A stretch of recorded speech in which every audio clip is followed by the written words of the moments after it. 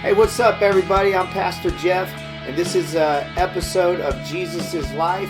Stay tuned and be blessed. How's it going, y'all? This is Pastor Jeff with another episode, a small episode of Jesus' Life. And my heart is heavy this morning, and I just wanted to be an encouragement to you and a help to you. The whole point of this podcast is to help you through everyday life. How can we apply the scripture? How can we make Jesus preeminent in our life during every second of the day? And sometimes, y'all, be honest with you, I'm very transparent. It's a struggle. And I know that I'm in this beautiful office, and I have the awesome privilege and honor of being a pastor, but it's still a struggle for me every single day. And so I want to just kind of share something with you guys that God has been like cultivating in my heart the past couple of weeks. 2 weeks ago, let me take a sip of this coffee because it's good. Coffee in the morning. A couple weeks ago, I was talking to a missionary. We were at Panera Bread, and man, this guy was just fired up.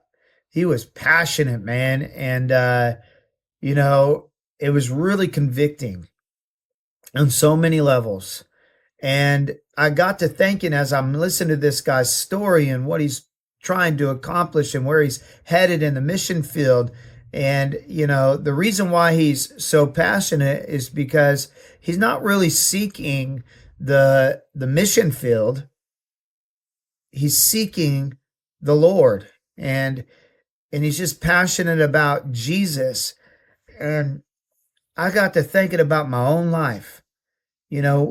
About 10 years ago, maybe 11 years ago, when my drug dealer gave me a Bible, and that Bible just came alive and it just started speaking to me.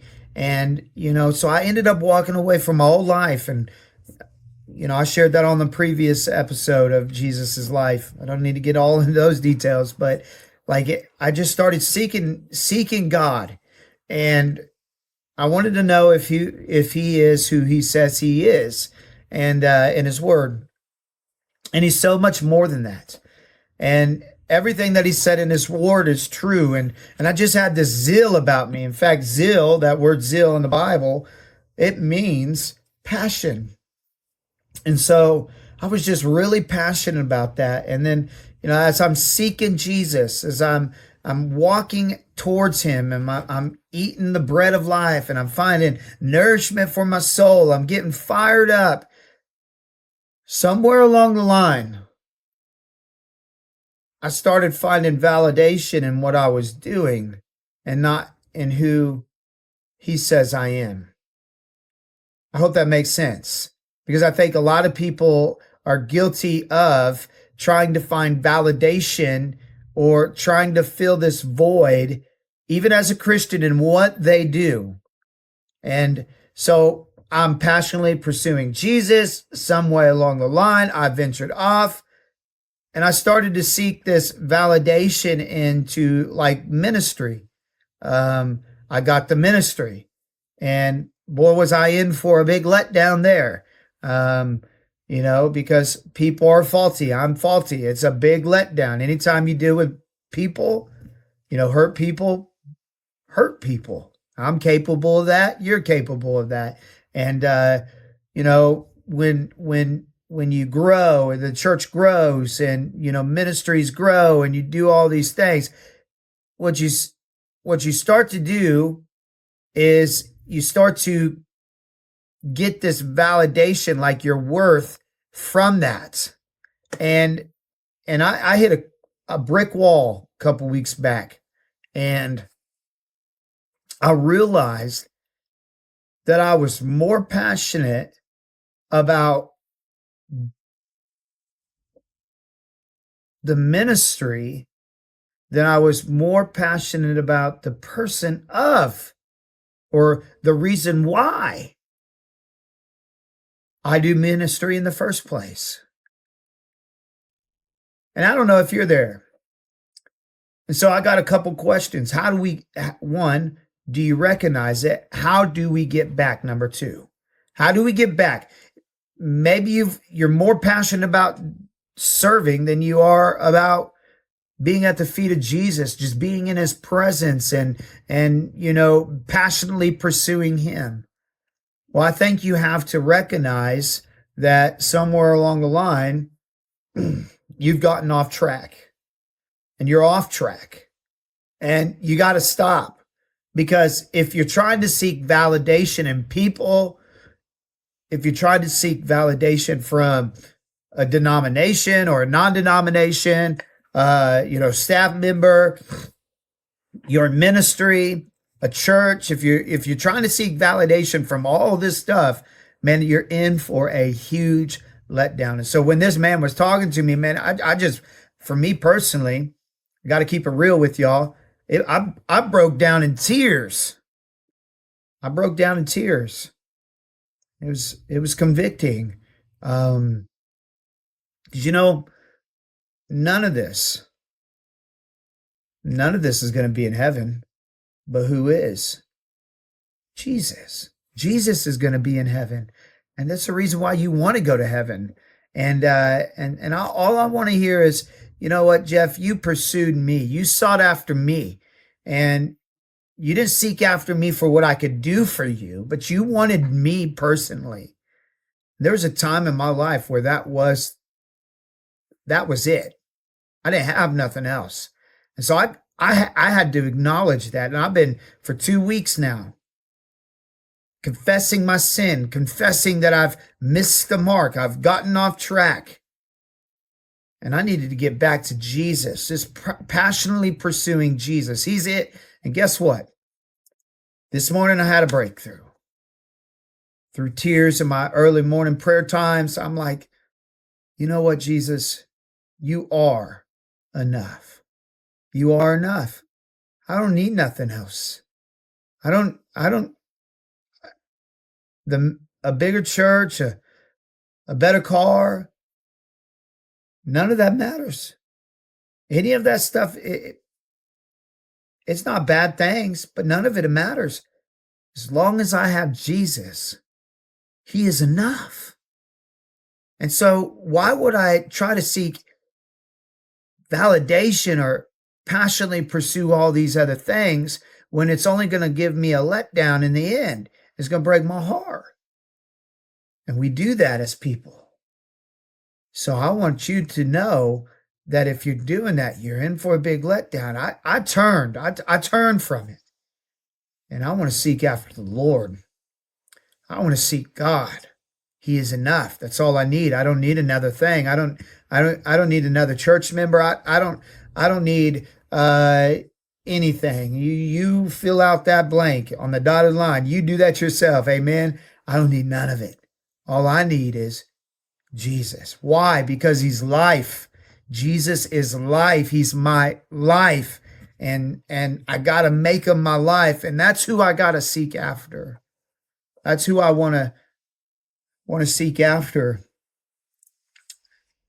After I was praying this morning, I turned on my stuff here and got out my study Bible. And, this is where I come up with my messages and stuff. God speaks to me through his word. And I led me to Psalms 27. And, David was afraid. And I don't know if you've ever been afraid, but I know I have. And he said that he wasn't gonna fear God, and he was gonna be confident. And one thing he said in verse 4, he prayed in faith. He had this posture of faith, and he said, "One thing have I asked of the Lord, that will I seek after, that I may dwell in the house of the Lord all the days of my life, to gaze upon the beauty of the Lord and to inquire in his holy temple." David didn't ask for the kingdom. David didn't ask for good health. David didn't ask for this and that or that. No, he wanted to seek after the Lord. Friends, family, maybe you're a foe. What are you seeking after? What are you pursuing? Why are you pursuing it? Ask yourself those questions. It's important. David said, one thing I have asked, that I will seek after, that I would be in the presence of God. That is enough. That's all you need. You don't need another thing.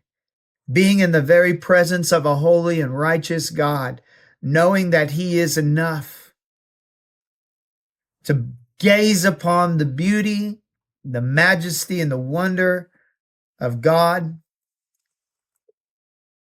That's where you find your joy. That's where you find your hope. That God would allow you to be in His presence. That's validation enough.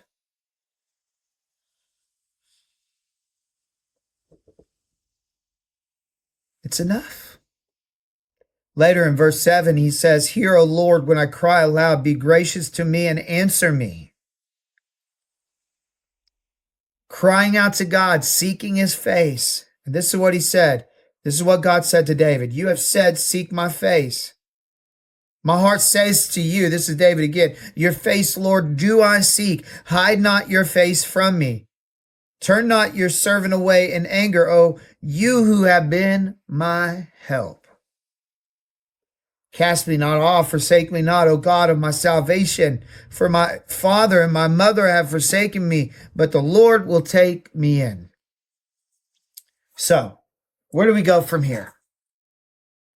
If you're trying to seek validation in anything else, you're in for a big letdown. Let me encourage you to stop what you're doing. Stop what you're doing. And start seeking Jesus again. Passionately pursue Him. Acknowledge that to Him. That's what I had to do this morning. Like, Jesus, you are enough. You're enough. I don't need anything else. All I need is you. And if I don't have you, then all this other stuff is meaningless. And I've been pursuing all the wrong things.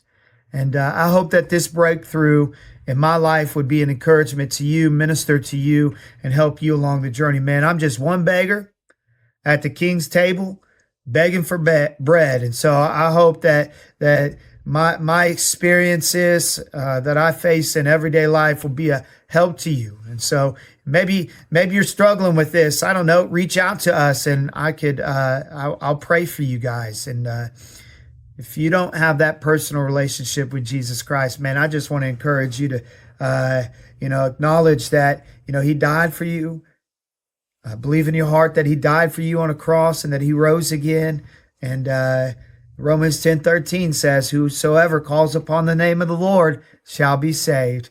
And so if you've never given your life to Jesus Christ, I pray that after this podcast, you'll do that. And so it's good talking with you guys. I hope this was a help. Pursue Jesus. Don't pursue the ministry. Don't pursue the means. Don't pursue Jesus for what He could give you. None of that stuff. You're in for a big letdown. But pursue Jesus for who He is. He's worthy enough. Seek His face. Seek His face. And you'll be blessed. God bless y'all. What a powerful topic of discussion on the Jesus is Life podcast.